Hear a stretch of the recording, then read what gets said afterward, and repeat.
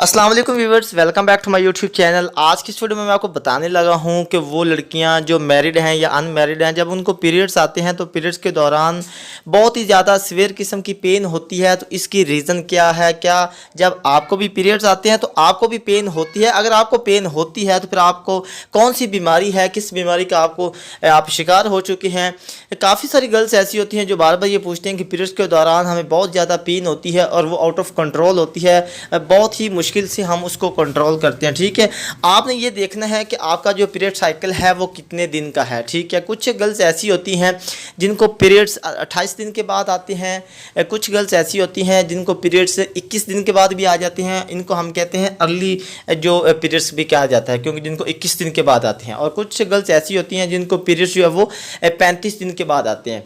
सबसे पहले तो आपने ये फाइंड आउट करना है कि आपका जो पीरियड साइकिल है वो कितने दिन का है। ठीक है, जिनको पीरियड्स 28 दिन के बाद आते हैं ये बिल्कुल ठीक है, इनको परेशान होने की ज़रूरत नहीं है। लेकिन अगर आपको पीरियड्स के दौरान पेन होती है तो वो मैं आपको बता देता हूँ कि आपको कौन सी बीमारी है। ठीक है, और जिनको पीरियड्स जो है वो 35 दिन के बाद आते हैं तो ये भी इनको कोई टेंशन नहीं है, इनके पीरियड जो है वो कॉमन है, नॉर्मल है।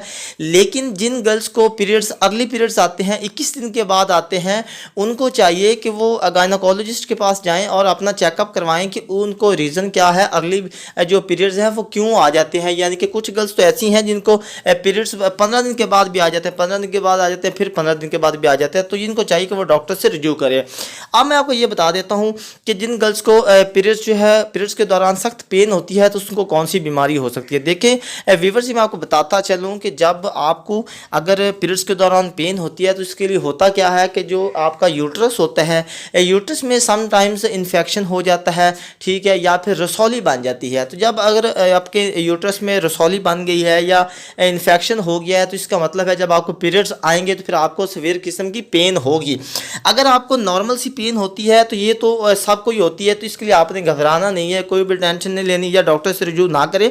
लेकिन अगर आपको सीवियर किस्म का पेन है तो आप डॉक्टर को लाजमी चेकअप करवा लें, अपना टेस्ट करवा लें, ताकि कहीं ऐसा ना हो कि आपके यूट्रस पे भी रसौली हो।